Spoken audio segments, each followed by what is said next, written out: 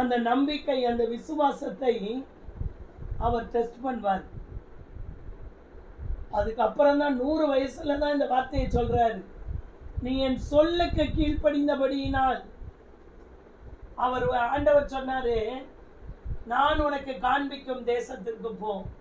உன் தேசம், உன் இனம் எல்லாவற்றையும் விட்டு நான் உனக்கு காண்பிக்கும் தேசத்துக்கு போ. நான் உனக்கு காண்பிக்கும் தேசத்துக்கு போ என்று சொன்னவுடன் கீழ்ப்படிந்து வந்தார். ஆனா ஆண்டவர் 100 வயதுல தான் அவருடைய வாயை திறந்து சொல்லுகிறார், நீ என் சொல்லுக்கு கீழ்ப்படிந்த, நீ என் சொல்லுக்கு கீழ்ப்படிந்தபடியினால். இன்னைக்கு நம்ம ஆண்டவருடைய வார்த்தைக்கு எப்படி கீழ்ப்படுகிறோம்? பார்த்து கொண்டே இருப்பார் ஆண்டவர். ஆண்டவர் ஆபிரகாமை பார்த்து சொன்னார், நீ என் சொல்லுக்கு கீழ்ப்படிந்தபடியினால் உன் சந்ததியை வானத்து நட்சத்திரங்களைப் போலவும் கடற்கரை மணலை போலவும் பெருகவே பெருக பண்ணுவேன் என்றும், உன் சந்ததியார் தங்கள் சத்துருக்களின் வாசல்களை சுதந்தரிப்பார்கள் என்றும், நீ என் சொல்லுக்கு கீழ்ப்படிந்தபடியினால் உன் சந்ததி பூமியில் உள்ள சகல ஜாதிகளும் ஆசீர்வதிக்கப்படும் என்றும் என் பேரில் ஆணையிட்டேன் என்று கர்த்தர் சொல்கிறார். கிறிஸ்தவ வாழ்க்கை என்பது கடினமான வாழ்க்கையா? கடினம்னு நினைச்சா கடினம்தான். நிறைய கண்டிஷன் போடுறாரா? இப்படிதான் இருக்கணும், அப்படிதான் இருக்கணும், கசப்பு இருக்கக்கூடாது, வைராக்கியம் இருக்கக்கூடாது, யாரெல்லாம் நமக்கு துரோகம் பண்ணாங்களோ அவங்களுக்காக எல்லாம் ஜெபம் பண்ணு, அவங்களெல்லாம் மன்னி, உன் சத்துரு பசியா இருந்தால் அவனுக்கு ஆகாரம் கொடு. நிறைய கண்டிஷன்ல ரொம்ப கஷ்டம், பின்பற்றுகிறது ரொம்ப கஷ்டம். அப்படிதான் ஆண்டவரை தேடி வந்த பல ஜனங்கள் சொன்னாங்களே, இது கடினமான உபதேசம், இதை எங்களால் பின்பற்ற முடியாது. சீஷர்களை பார்த்து ஆண்டவர் கேட்டார், நீங்களும் போய்விட மனதாய் இருக்கிறீர்களோ? அப்பதான் பேதுரு சொன்னாரு, உம்மை விட்டு எங்கே போவோம் ஆண்டவரே? நித்திய ஜீவ வசனங்கள் உம்மிடத்திலே தானே இருக்கிறது. வசனங்கள், நித்திய ஜீவ வசனங்கள் உம்மிடத்திலே தானே இருக்கிறது. உம்மை விட்டு நாங்கள் எங்கே போவோம் ஆண்டவரே என்று பேதுரு சொன்னார். ஆண்டவருடைய வார்த்தைக்கு கீழ்ப்படுகிறது மிக கடினமான ஒரு காரியமாய் இருக்கிறது அப்படின்னு நம்ம நினைக்கிறோம்.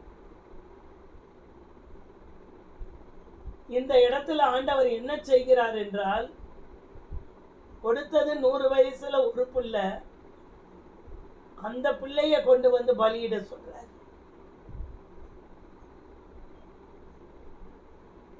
யாரும் செய்ய முடியாத ஒரு காரியத்தை தேவன் இந்த இடத்திலே ஆபிரகாமை செய்ய சொல்லுகிறார். கொடுத்ததே ஒரு பிள்ளை, அந்த பிள்ளைய 100 வயதுல கொண்டு வந்து பலியிட சொல்றார். 100வது வயதில கொடுத்த பிள்ளையை, அந்த பிள்ளைய கொண்டு வந்து எனக்காக பலியிடு, ஆட வச்சு பலியிட்டு இருந்தாங்க. அந்த இடத்துல உன் பையனை வையின்றார். ஆட்டை வைத்த இடத்தில் உன் பிள்ளையை வை. அவ்வளவு கடினம் இல்ல? ஆண்டவர் இவ்வளவு பயங்கரமானவர், இவ்வளவு மோசமானவர், நம்மகிட்ட இவ்வளவு கண்டிஷன் போடுறாரு அப்படின்னு நினைக்க தோணும்ல? ஆட்டை வைத்த இடத்தில் பிள்ளையை வை. ஹல்லேலூயா. இந்த காலை வேளையில் ஆண்டவரே அநேக காரியங்களை விட்டு கொடுக்க சொல்லுவார். ஏன் தெரியுமா அந்த டெஸ்ட் வச்சாரு? பிள்ளை பிறந்தவுடன் ஆபிரகாமினுடைய அதிகமான பாசங்கள் அந்த ஈசாக்கின் மேல் இருந்தது. இப்ப இந்த ஈசாக்கை காட்டிலும் ஆபிரகாம் என்னை நேசிக்கிறாரா? ஆபிரகாமிடத்தில் என் மேல் அன்பு இருக்கிறதா? டெஸ்ட் பண்ணுவார். இந்த உலகத்தில் இருக்கிற எல்லாவற்றை காட்டிலும் ஆண்டவர் தம்முடைய பிள்ளைகளுடைய அன்பை அவர் மேல் வைக்க வேண்டும் என்பதுதான் அவர் விரும்புகிறதான ஒரு காரியம். அதனாலதான் ஆண்டவர் சொன்னார், முழு இருதயத்தோடும் முழு ஆத்துமாவோடும் முழு பலத்தோடும் முழு சிந்தையோடும் உன் தேவனாகிய கர்த்தரிடத்தில் அன்பு கூறுவாயாக. உன் தேவனாகிய கர்த்தரிடத்தில் அன்பு கூறுவாயாக. முழு இருதயம், முழு ஆத்துமா, முழு சிந்தை, முழு பலன். அப்ப பிள்ளைங்க மேல அன்பு வைக்க கூடாதா? எல்லாம் செகண்டரி தான். ஃபர்ஸ்ட் ஆண்டவர் தான். ஃபர்ஸ்ட் யார் தான்? ஃபர்ஸ்ட் ஆண்டவர் தான். அதிலே கீழ்ப்படுகிறார்களா என்பதிலே ஒரு சின்ன டெஸ்ட் வைப்பாரு. உண்மையாவே என் மேல அதிகமான பாசம் வைத்திருக்கிறார்களா, நேசம் வைத்திருக்கிறார்களா என்பதில் வைக்கப்பட்ட டெஸ்ட் தான் இந்த டெஸ்ட். பரீட்சை இருந்தால் தானேங்க நம்ம ஜெயிக்கிறோமா இல்லையானே தெரியும். ஒண்ணுமே இல்லை, எல்லாமே லகுவா இருக்குது. எடுத்த உடனே ஆண்டவர் 75 வயசுல கூப்பிட்டார். 76 வயசுல ஒரு பிள்ளைய கொடுத்து ஆபிரகாம் ஆசீர்வதிச்சு, அது ரொம்ப ஈஸி இல்லை. 25 வருஷம் காக்க வச்சு அதுக்கப்புறம் ஒரு பிள்ளைய கொடுத்து அதை கொண்டு வந்து எனக்காக பலியிடு அப்படின்னு சொல்றது எவ்வளவு கடினமான விஷயம் இல்ல? இவர் என்ன செய்தார்? பலியிட கொண்டு போனார். அப்படித்தானே வேதம் சொல்லுகிறது. பலியிட கொண்டு போகிறார். இந்த காலை வேளையில் ஆண்டவர் நம்மை பார்த்து கேட்கிறார், நீ என் சொல்லுக்கு கீழ்ப்படிவாயா? எல்லாவற்றை காட்டிலும் ஆண்டவரை நேசிக்கிறோமா என்பதிலே ஆண்டவர் அவருடைய பிள்ளைகளிடத்திலே சில காரியங்களை எதிர்பார்ப்பார். இந்த உலகத்தில் உள்ள எல்லாவற்றை காட்டிலும், நமக்கு கொடுத்திருக்கிற எல்லாவற்றை காட்டிலும், பிள்ளைகள் சில பேர் பேர பிள்ளைகள் மேல அதிகமான பாசம் வைத்திருப்பார்கள். சிலர் கணவன் மேல வைத்திருப்பாங்க. நம்ம ஒரு நாளில் எதை அதிகமாய் நம்முடைய நினைவிலே கொண்டு வருகிறோமோ அதன் மேல் நம்முடைய பாசம் இருக்கிறது என்று அர்த்தம். இன்னொரு தடவை சொல்லிட்டா, ஒரு நாள் 24 மணி நேரம் இருக்குதுன்னு வச்சுக்கோங்க. இந்த 24 மணி நேரத்துல நம்ம யாரை அதிகமாய் நினைக்கிறோம்? இல்லை என் பிரச்சனைகளை அதிகமாய் நினைக்கிறேனா? இல்லை என் கணவனை குறித்த காரியங்கள், என் பிள்ளையை குறித்த காரியங்கள், எது நம்முடைய சிந்தையையும் இருதயத்தையும் ஆட்கொள்ளுகிறது? அதன் மேல் என்னுடைய கவனத்தை நான் அதிகமாய் செலுத்துகிறேன் என்ற அர்த்தம். அதன் மேல் என்னுடைய கவனம் போகிறது என்ற அர்த்தம். இப்ப அந்த கவனத்தை ஆண்டவர் அவர் பக்கமாய் திருப்புவதற்கு ஒரு சில காரியங்களை நமக்கு டெஸ்ட் வைக்கிறார். உண்மையாகவே நம்முடைய கவனம் அவர் மேல் இருக்கிறதா? இல்லாவிட்டால் நம்முடைய கவனம் மற்றவைகளின் மேல் திரும்பி இருக்கிறதா என்பதிலே ஆண்டவர் அதை அறிய விரும்புகிறார். அதைத்தான் ஆபிரகாமுக்கு இந்த இடத்திலே செய்கிறார். 5வது வசனம் அதே அதிகாரத்தில், ஆபிரகாம் தன் வேலைக்காரனை நோக்கி, நீங்கள் கழுதையை நிறுத்தி இங்கே காத்திருங்கள், நானும் பிள்ளையாண்டானும் அவ்விடம் மட்டும் போய் தொழுது கொண்டு உங்களிடத்தில் திரும்பி வருவோம் என்றார். எங்கே? மலை மேலே போய் தொழுது கொண்டு திரும்பி வருவோம். நாங்க 2 பேரும் போய் ஆண்டவரை பணிந்து கொண்டு திரும்ப வருவோம். நாங்கள் இருவரும் போய் ஆண்டவரை பணிந்து கொண்டு திரும்பி வருவோம் என்று ஒரு வார்த்தையை இந்த இடத்துல சொல்லுகிறார். ஆண்டவர் சொல்லுகிறார் ஆபிரகாமை பார்த்து, முந்தின வசனங்களிலே, நீ உன் ஏக சுதனும் உன் பிள்ளையை எனக்காக என்ன பண்ண வேண்டும்? பலியிட வேண்டும். 2வது வசனத்திலே, உன் புத்திரனும் உன் ஏக சுதனும் உன் நேசகுமாரனுமாகிய ஈசாக்கை நீ இப்பொழுது அழைத்து கொண்டு மோரியா தேசத்திற்கு போய் அங்கே நான் உனக்கு குறிக்கும் மலைகளில் ஒன்றின் மேல் அவனை தகன பலியாக பலியிடு.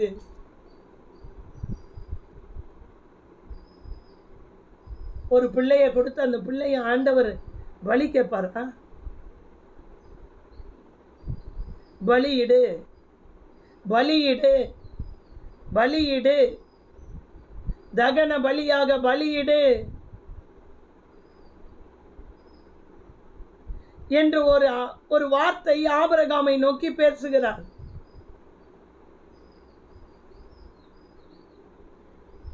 பலியிடுன்னு சொன்ன உடனே இவர் என்ன பண்ணிட்டாரு? கிளம்பிட்டார் பிள்ளைய கூட்டின்னு. சாராளுக்கு தெரியாது. நானும் பிள்ளையாண்டானும் போய் ஆண்டவரை தொழுது கொண்டு திரும்பி வருவோம் என்று சொல்லி கிளம்பிட்டார். போற வழியில எப்படி இருந்திருக்கும்? எவ்வளவு பெரிய இருதயத்துல போராட்டம். பலியிட்டு திரும்பி வந்தா சாராள் என்ன கேட்பாங்க? எங்க பிள்ளை எங்கன்னு கேட்பாங்க. அப்படித்தானே? ஒரு பெரிய போராட்டத்திற்கு நடுவிலே ஒரு விசுவாசத்தை மாத்திரம் சுமந்து கொண்டு, கர்த்தர் மேல் இருக்கிற நம்பிக்கையை மாத்திரம் சுமந்து கொண்டு, இந்த பிள்ளையையும் கூட்டிக் கொண்டு வேலைக்காரர்களையும் கூட்டிக் கொண்டு, ஏன்னா 2 பேரால எல்லாத்தையும் தூக்கிட்டு போக முடியாது. கீழே இருந்து அதற்குரிய விறகுகள், பலியிட வேண்டியதான எல்லா காரியங்கள் எல்லாவற்றையும் கையில் சுமந்து கொண்டு போக வேண்டும். இந்த காலை வேளையில் அப்படி ஒரு காரியத்தை ஆண்டவர் ஆபிரகாமிடத்திலே சொன்னார். எல்லாரிடத்திலும் சொல்ல மாட்டார். ஆபிரகாமை ஆண்டவர் விசுவாசிகளுக்கெல்லாம் தகப்பனாய் மாற்ற வேண்டும் என்பதற்காக சில பேர் மேல சில நோக்கங்கள் வைத்திருப்பார். சில பேரை அதிகமாக நேசிப்பார், சிலரை அதிகமாக தெரிந்து கொள்ளுவார். அவருடைய தெரிந்து கொள்ளுதலின் பொறுத்து தான் நம்முடைய வாழ்க்கையில் வருகிற சோதனைகள். எப்படி ஒரு மனிதனை தெரிந்து கொள்ளுகிறாரோ அதை வைத்துதான் பல காரியங்களிலே டெஸ்ட் வைப்பார். எல்லாருக்கும் எல்லாமே வைக்க மாட்டாரு. சிலருடைய வாழ்க்கையில சின்னதே பெருசா தெரியும். சிலருடைய வாழ்க்கையில ரொம்ப பெரிய பிரச்சனை இருக்கும். சிலருடைய வாழ்க்கையில சின்ன பிரச்சனையை பெரிய பிரச்சனையா எடுத்துருவாங்க. திராணிக்கு மேல் சோதித்திடார், தாங்கிட பலன் தருவார். தேவ சித்தம் நிறைவேற என்னையும் ஒப்படைக்கிறேன். தேவ சத்தம் என்னுள்ளம் பலமாக தோணிக்குதே. பார்த்தீங்களா? இந்த இடத்துல ஆண்டவர் சொல்லுகிற வார்த்தை, உன் ஏக சுதன், உன் நேசகுமாரன். ஏக சுதன்னா ஒரே பிள்ளை, நேசகுமாரன்னா நீ ரொம்ப நேசிக்கிறான். இந்த காலை வேளை நம்மை பார்த்து ஒரு கேள்வி கேட்டுக்கலாமா? ஆண்டவரே, உம்மை காட்டிலும் நான் எதை அதிகமாய் நேசிக்கிறேன்? எந்த பிரச்சனை நான் தேவனோடு, நேற்று பார்த்தோம்ல, நோவா தேவனோடு சஞ்சரித்து கொண்டிருந்தான். தேவனோடு சஞ்சரிக்க முடியாதபடி எந்த பிரச்சனை என்னை அதிகமாய் ஆட்கொள்கிறது?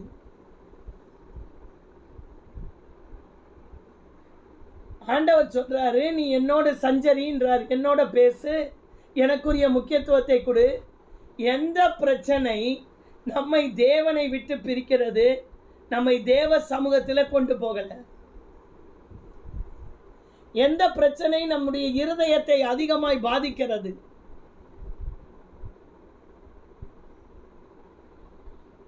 இல்லை, எதை நாம் ஆண்டவரை காட்டிலும் அதிகமாய் நேசிக்கிறோம்? பிள்ளைகளா?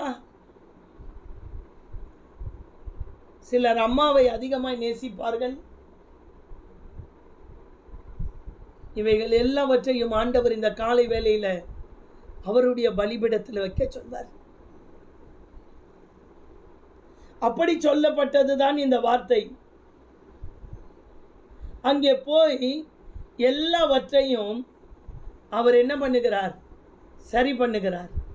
பலிபீடத்தை எல்லாம் ரெடி பண்றார். மலை மேல போய் பிள்ளை போகும்போது கேட்கிறது, அப்பா பலியிடுறதுக்கு எல்லாமே எடுத்துட்டு வந்துட்டீங்க, கத்தி இருக்கு, எல்லாமே இருக்கு, ஆனா ஆடு இல்லையப்பா. ஏன்னா ஆட்டை தான் பலி கொடுத்து அவர் பார்த்திருக்காரு. அவர் யாரையும் ஒரு பிள்ளையை பலி கொடுத்து அவர் பார்த்ததில்லை. அவர் கொடுத்ததை ஆட்டை கொடுத்து தான் பார்த்திருக்காரு, மனிதனை கொடுத்து பார்த்ததில்லை. அதனால இப்ப ஈசாக்கு கேட்கிறாரு, எங்கப்பா ஆடு? அப்போ கூட அவருடைய வாயில ஒரு விசுவாசமான வார்த்தை வந்தது. என்ன விசுவாசம்? 8வது வசனம் சொல்லுகிறது, என் மகனே, தேவன் தமக்கு தகன பலிக்காக ஆட்டுக்குட்டியை, தமக்கு தகன பலி, இந்த பலி யாருடைய பலி? கர்த்தருடைய பலி. தமக்கு தகன பலியாக இருக்கிற ஆட்டுக்குட்டியை பார்த்து கொள்ளுவார் என்றான். அவர் பார்த்து கொள்ளுவார். அவருடைய தகன பலிக்கான ஆட்டுக்குட்டியை அவர் பார்த்து கொள்வார். அவர் பார்த்து கொள்வார். தகன பலிக்கான ஆட்டுக்குட்டியை இதுவரைக்கும் நம்ம மந்தையிலிருந்து கூட்டி கொண்டு வந்து தானப்பா நீங்க பலியிட்டீங்க. இப்ப என்னப்பா புதுசா சொல்றீங்க அப்படின்னு அந்த பையன் கேட்கல.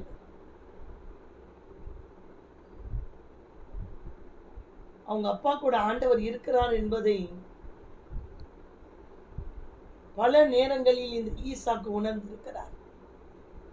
அவருடைய ஜீவியம், அவருடைய ஜப ஜீவியமா இருக்கட்டும், அவர் பலியிடுறதா இருக்கட்டும், அவர் கர்த்தருக்கு முன்பாக நிற்கிறதா இருக்கட்டும், ஜெபிக்கிறதா இருக்கட்டும், இந்த சின்ன வயது, இந்த 11-12 வயசுல இந்த ஈசாக்கு அதை தன் தகப்பனை கவனித்தார். அதனால எங்க தகப்பன் சொன்னா சரியாய்த்தான் இருக்கும். தகன பலிக்காக ஆட்டுக்குட்டியை அவர் பார்த்து கொள்வார். அவர் பார்த்து கொள்வார். அதுதான் விசுவாசம். அதுதான் ஆண்டவர் மேல வைத்திருக்கிறதான நம்பிக்கை. எல்லாருக்கும் இவ்வளவு பெரிய டெஸ்ட் எல்லாம் வைக்க மாட்டாரு. நம்மளுடைய திராணிக்கு மேல நமக்கு என்ன பண்ண மாட்டார்? டெஸ்ட் வைக்க மாட்டாரு. நம்மளால எவ்வளவு தாங்க முடியுமோ அவ்வளவுதான் டெஸ்ட் வைப்பார். இந்த காலை வேளையில் ஆண்டவர் கேட்கிறார், இந்த உலகத்தில் உள்ள எல்லாவற்றை காட்டிலும் என்னை நீ அதிகமாய் நேசிக்கின்றாயா? உலகத்துல எவ்வளவோ ஜனங்கள் இருந்தாங்க. ஏங்க இந்த ஆபிரகாம் ஆண்டவர் இப்படி செலக்ட் பண்ணணும்? ஆபிரகாம் காலத்துல வேற யாருமே இல்லையா? அந்த மாதிரி சில பேர் மேல, சில குடும்பங்கள் மேல சில திட்டத்தை வைத்திருப்பார், சில நோக்கங்களை வைத்திருப்பார். அவங்களுக்கு கொஞ்சம் டெஸ்ட் கொஞ்சம் அதிகமா தான் வைப்பார். உங்களை கொண்டு ஒரு திட்டம் வச்சிருக்காரு. அதாவது நீங்க கடந்து போகிற பாதையை வச்சே தெரிஞ்சுக்கலாம். ரொம்ப கடினமான பாதையில போறீங்கன்னா என்ன பண்ணுவாருன்னா, ரொம்ப கடினமான பாதைகளில் போகிறீர்கள் என்றால் உங்களை குறித்து ஒரு பெரிய திட்டத்தை வைத்திருப்பார். எடுத்தோடனே கொடுக்க மாட்டார், சரி பண்ணி தான் கொடுப்பார். ஒரு மனிதனை அவர் சரி பண்ணாமல், அவன்கிட்ட இருக்கிற தேவனுக்கு பிரியமில்லாத காரியங்கள் எல்லாவற்றையும் எடுக்காமல் தேவன் ஒன்றை கொடுக்க மாட்டார். ஒரு மனிதனுடைய வாழ்க்கை அவருக்கு பிரியமான வாழ்க்கையா இராமல் அவர் ஒன்றை எடுத்து கொடுக்க மாட்டார். இந்த ஆபிரகாம் புதிய ஏற்பாடு கலாத்தியர்ல வருகிறார். விசுவாச மார்க்கத்தார் எவர்களோ அவர்கள் எல்லாரும் இந்த ஆபிரகாமுடைய ஆசீர்வாதத்திற்குள்ளே ஆசீர்வதிக்கப்படுகிறார்கள். ஆபிரகாமுடைய விசுவாசம் ஆண்டவரை பிரமிக்க வைத்தது. தகன பலிக்காக ஆடு எங்கேப்பா? ஆட்டை ஆண்டவர் பார்த்து கொள்வார். நீதான் ஆடுன்னு சொல்லல. என்ன ஒரு ஞானமான ஒரு வார்த்தை! ஒரு வாயை திறந்து ஒரு வார்த்தை சொல்லும் போது எவ்வளவு பாசிட்டிவாக அதை எதிர்கொள்ளுகிறார் ஒரு காரியத்தை. தேவன் எல்லாவற்றையும் கவனிப்பார். நம்முடைய வாழ்க்கையில சோதனைகள், பிரச்சனைகள் வரும்போது கர்த்தர் சில காரியங்களை அவருக்காக பலிபீடத்தில் வை என்று சொல்லும்போது, அவர் சில காரியங்களை விட்டுட்டு வெளியே வான்னு சொல்லும்போது, அவர் சில காரியங்களை விட்டு என்னுடைய பாதத்திற்கு நீ வா என்று சொல்லும்போது, நம்ம எந்த அளவு கொண்டு போய் அதை தேவ சமூகத்தில் வைத்து விடுகிறோம். இல்லாவிட்டால் வீட்டிலேயே உட்கார்ந்து கொண்டு யோசித்து கொண்டே இருந்திருந்தாரானால், மோரியா மலைக்கு போய் நீ என்ன பண்ண, அந்த தேசத்துக்கு போ, அங்க இருக்க மலையிலே உன் பிள்ளையை பலி கொடு என்று ஆபிரகாமுடனே சொன்னார். கர்த்தருடைய சொல்லுக்கு கீழ்ப்படிந்தார். கூட்டிக் கொண்டு போகிறார். மலை மேல் ஏறி இருவரும் போகிறார்கள். பலிபீடம் ரெடி பண்ணப்படுகிறது. ஆடு இன்னும் கிடைக்கல. இந்த பிள்ளையை கட்டி அதில் வைக்கிறார். பிள்ளைக்கு எப்படி இருந்திருக்கணும், என்னப்பா இது, ஆடு தகன பலிக்காக ஆண்டவர் பார்த்து கொள்ளுவார், என்ன கட்டி வைக்கிறீங்க?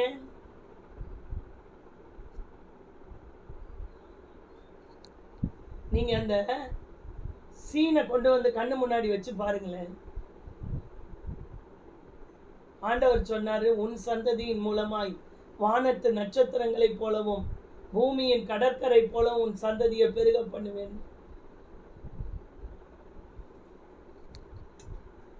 நமக்கு கொடுக்கிற சின்ன கீழ்ப்படிதலுக்கு கூட நம்ம என்ன பண்றது இல்லை, கீழ்படுகிறது இல்லை. சிலதை விட்டுடுன்னுவாரு, அதையே நம்மளால விட முடியல.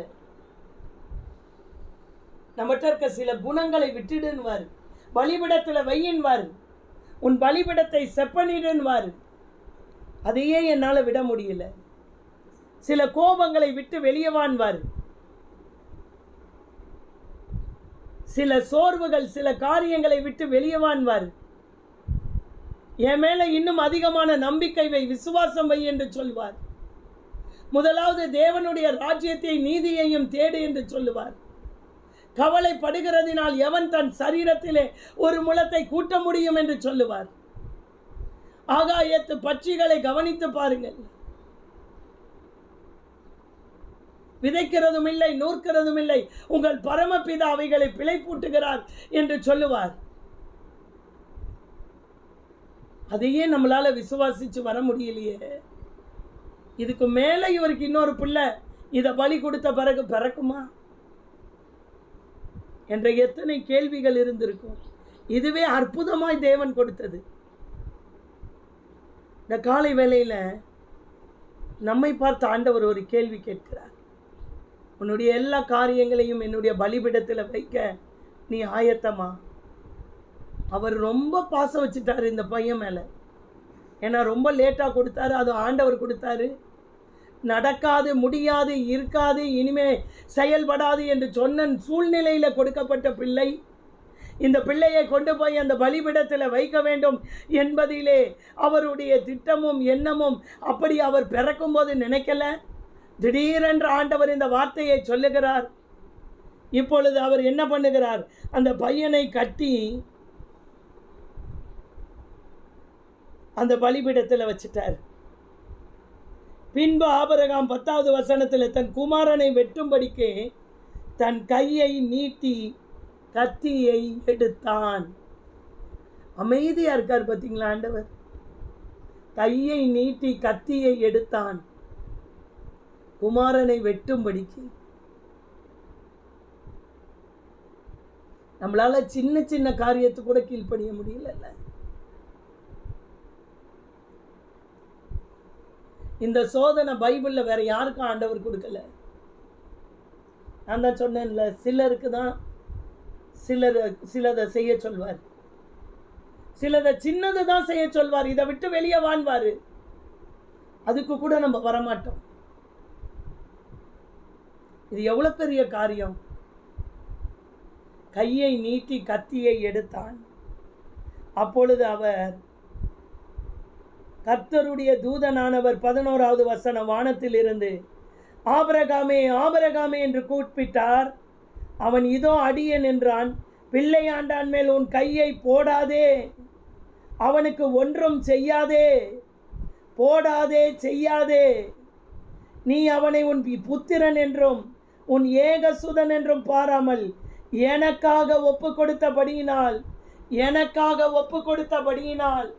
எனக்காக உன்னை ஒப்பு கொடுத்தபடியினால் இன்றைக்கு ஆண்டவர் நம்மை பார்த்து கேட்கிறார், நீ எனக்காக உன்னை ஒப்பு கொடுப்பாயா? உன்னுடைய காரியங்களை கொண்டு வந்து பலிபீடத்தில் வைப்பாயா? ஒப்பு கொடுத்தபடியினால், நீ எனக்காக உன்னுடைய பிள்ளையை ஒப்பு கொடுத்தபடியினால், உன் பிள்ளையின் மேலே இந்த கையை போடாதே, இந்த கத்தியை எடுத்து உன் பிள்ளையை வெட்டாதே. நிப்பாட்ட ஆபிரகாமே, நிறுத்த ஆபிரகாமே. ஆபிரகாமே, இதை நான் செய்ய சொன்னது உன்னை சோதிக்கத்தானே தவிர உன்னை பலி கொடுக்க வைத்து நீ சோகத்தோடு திரும்பி போவதற்காய் அல்ல. நான் உனக்கு வாக்குத்தத்தம் பண்ணினதை நீ எவ்வளவு விசுவாசிக்கிறாய்? வாக்குத்தத்தம் பண்ணின தேவனை விசுவாசிக்கிறாயா? இல்லை உன் பிள்ளையின் மீது நீ அதிகமான அன்பை வைத்திருக்கிறாயா? எது உன் நினைவை அதிகமாய் ஆட்கொண்டிருக்கிறது? இதை செய்ய சொன்னால் நீ செய்வாயா என்பதிலே ஒரு சின்ன பரீட்சை வைக்கும்படி நான் இதை செய்ய சொன்னனே தவிர உன் பிள்ளையை பலி வாங்குகிறதற்கு, உன்னை பலி வாங்குகிறதற்கு, உன்னை அழிப்பதற்கு, உன் பிள்ளையை அழிப்பதற்கு நான் அப்படிப்பட்ட தேவன் அல்ல. நான் பரலோக உன்னை நேசிக்கிறதான ஒரு தேவன். எனக்காக தன்னையே பலிபீடத்திலே ஜீவ பலியாய் கொடுத்தவர் என் ஆண்டவர். என்னை அழிப்பதற்காய் அல்ல, நான் அழியக்கூடாது என்பதற்காய் என் ஆண்டவர் தன்னை ஜீவ பலியாக அவரையே பலி கொடுத்தார். அவருடைய புத்திரன் என்றும் பாராமல், ஏகசுதன் என்றும் பாராமல் அவருடைய பிள்ளை. ஆண்டவர் சொல்லுகிறார், நான் என்னுடைய குமாரனையே உங்களுக்காய் கொடுத்து விட்டேன், மற்ற எல்லாவற்றையும் அருளாதிருப்பது எப்படி? தன்னை பலியாய் கொடுப்பதில் கூட தேவன் செயல்படுவாரே தவிர நம்மை பலியாய் கொடுக்க மாட்டார். ஒரு மனிதனை பலி கொடுக்க மாட்டார். இந்த இடத்துல ஆண்டவர் என்ன சொன்னார் பார்த்தீங்களா? பிள்ளையாண்டான் மேல் உன் கையை போடாத ஆபிரகாமே,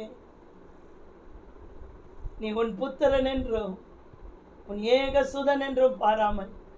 சில டெஸ்ட் வைக்கும் போதுதான் சில காரியங்கள், நம்மை குறித்த காரியங்கள் வெளிப்படும். ஒரு சோதனை வரும்போதுதான் நான் ஆண்டவர் மேல் எவ்வளவு நம்பிக்கை வைத்திருக்கிறேன் என்று வெளிப்படும்.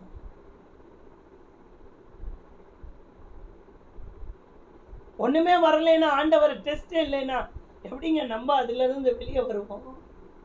நம்மளை குறித்து எப்படி தெரியும்? உங்களுக்கு இப்போ ஒரு பிரச்சனை, ஒரு போராட்டம் இருக்குதுன்னு வைங்க. இந்த சூழ்நிலையில எவ்வளவு ஆண்டவர் மேல நம்பிக்கை வச்சிருக்கீங்க?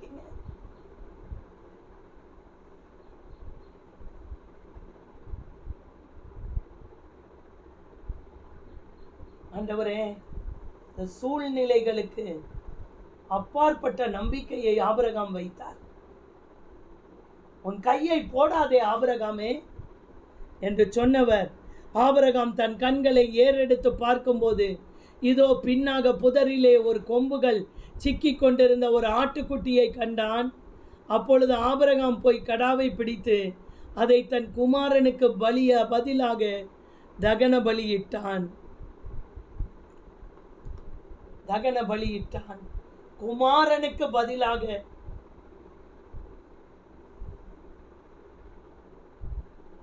நமக்கு பதிலாக தம்முடைய சொந்த குமாரன் என்று பாராமல் அவரையே நமக்காக ஒப்பு கொடுத்தவர் மற்ற எல்லாவற்றையும் அருளாதிருப்பது எப்படி?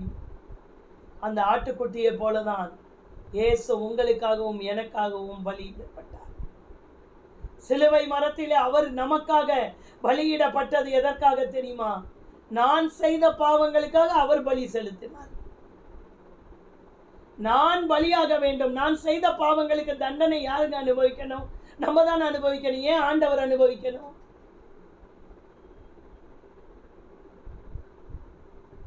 பிள்ளையை காப்பாற்றி ஆட்டை பலி கொடுத்தாங்க. அந்த இடத்துல திரும்பி பார்த்தா ஒரு ஆடு இருந்தது. இப்பதான் ஆண்டவர் சொல்றாரு, நீ என் சொல்லுக்கு கீழ்ப்படிந்த. சின்னது சொல்லுவாரு நம்மகிட்ட, இந்த கசப்பை விட்டு வெளியே வா, இந்த வைராக்கியத்தை விட்டு வெளியே வா, இதுல இருந்து வெளியே வா, நீ என் மேல இன்னும் அதிகமான விசுவாசமை. அதுக்கே நம்மளால கீழ்ப்படிய முடியல. இவ்வளவு பெரிய காரியங்கள் இங்க ஆபிரகாமுக்காக வைத்தார்.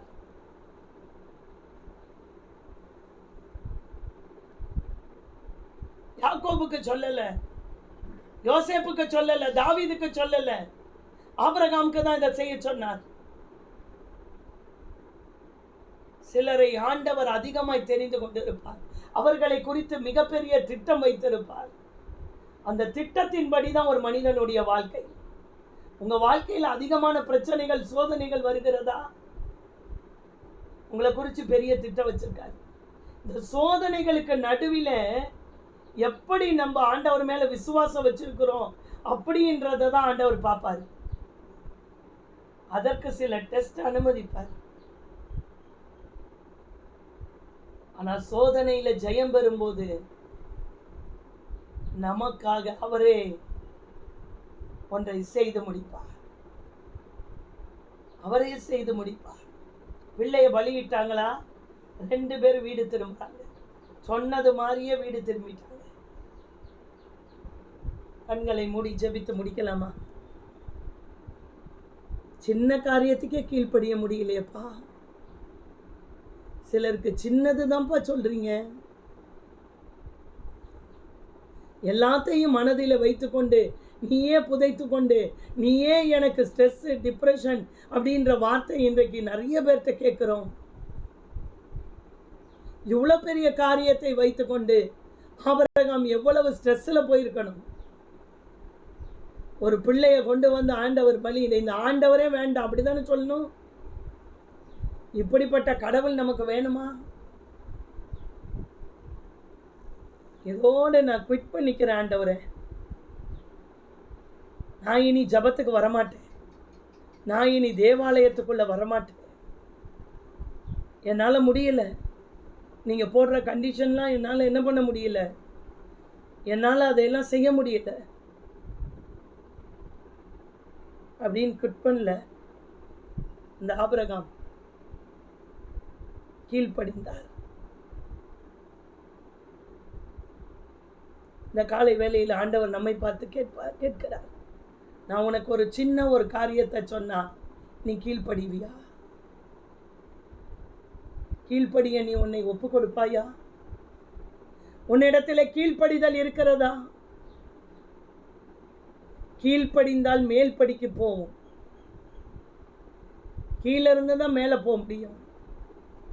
ஒரு ஸ்டெப்ஸில் ஏறணும், மேலே இருந்து கீழே வருவோமா, கீழே இருந்து மேலே போவோமா? ஏறணும், இறங்குறது சொல்லலை நான். மேலேருந்து கீழே வர்றது இறங்குறது. கீழேருந்து மேலே போகணும்னா கீழ்ப்படிதல் தான் முக்கியம். முதல்ல கீழ்ப்படியில் கால் வைக்கணும், அப்போ தான் மேல் படிக்கு போக முடியும். சின்ன காரியத்தை செய்ய சொல்லும் போதே நம்மால் செய்ய முடியலையே, இவ்வளோ பெரிய காரியத்தை எப்படி செய்திருப்பார்? அவர் எவ்வளவு ஆண்டவரை நேசித்திருப்பார்? யோசிக்க முடியாத ஒரு மனிதனாய் இந்த வேத புத்தகத்தில் இந்த ஆபிரகாம் எழுதப்பட்டிருக்கிறார். கர்த்தர் அவரை குறித்து பெரிய திட்டம் வைத்திருந்தார். இவர்கள் சந்ததியை தான் ஆண்டவர் இஸ்ரேல் தேசமாகவே மாற்றினார். வானத்து நட்சத்திரங்களைப் போல, கடற்கரை மணலை போலவே பெருக பண்ணினார். சொன்ன வாக்குத்தத்தத்தை நிறைவேற்றி முடித்தார். நமக்கு ஒரு வாக்குத்தத்தம் கொடுப்பார், உன் சந்ததி பூமியில் உள்ள சகல ஜனங்களுக்குள்ளும் ஆசீர்வதிக்கப்படும். அதை நிறைவேற்றியே முடிப்பார். அதை நிறைவேற்றி முடித்தாரா? இல்ல ஈசாக்கை பலியிட சொல்லி, போ நீ திரும்பி போ வீட்டுக்கு, பலி கொடுத்துட்டு திரும்பி போன்னு சொன்னாரா? டெஸ்ட் தான் வைப்பாரு. அந்த டெஸ்ட்ல பாஸ் பண்றோமா ஃபெயில் ஆகுறோமா, அவ்வளவுதான். அதுல அழிந்து போக மாட்டோம். அதில் அந்த பிள்ளை அழிந்து போகவில்லை. அந்த பிள்ளையை கொண்டுதான் சந்ததியை பெருக பண்ணினார். இந்த காலை வேளையில ஆண்டவர் கொடுக்கிறதான சில கண்டிஷன், சில கீழ்ப்படியாமைகள் இருக்கும் பொழுது, இதை செய் என்று சொல்லும் போது நான் கீழ்ப்படிந்தால் அதற்குரிய பிரதிபலன் அதிகமாக இருக்கும். ஆனா கீழ்ப்படியாவிட்டால் ஆண்டவர் நமக்குரிய காரியங்களிலே செயல்பட முடியாது. ஆண்டவருடைய வார்த்தையை அதுதான், பலியிடுவதை பார்க்கிலும் கீழ்ப்படிதலே உத்தமம் என்று சொல்லுகிறார். கீழ்ப்படிதலை மட்டும்தான் கேட்பாரே தவிர அவர் சொல்லுகிறதற்கு கீழ்ப்படியணும். சிலருக்கு தனிப்பட்ட விதத்தில் சொல்லுவார், இதை செய்யுங்க, கர்த்தர் இதை செய்வார். ஆனால் அதை செய்வதற்கு மனப்பூர்வமாய் வரமாட்டார்கள். ஆனால் வந்தால் மிகப்பெரிய ஆசீர்வாதத்தை கர்த்தர் வைத்திருக்கிறார். வந்துட்டாங்கன்னா மிகப்பெரிய ஆசீர்வாதம் இருக்குது. ஆனா இது வரக்கூடாதுன்னு சத்துரு பல விதங்களிலே தடை பண்ணுவான். ஏன்னா வந்தா இவங்க ஆசீர்வதிக்கப்படுவாங்கன்னு நல்லா தெரியும் இந்த சாத்தானுக்கு. ஆண்டவர், எங்களை முழுவதும் இந்த காலை வேளையில ஒப்பு கொடுக்கிறேன். எவ்வளவு பெரிய டெஸ்ட் எல்லாம் பின்னாடி இருக்கிறவங்க யாருக்கு வைக்கல? பெரிய பெரிய டெஸ்ட் எல்லாம் எல்லாருக்கும் வைக்க மாட்டாரு.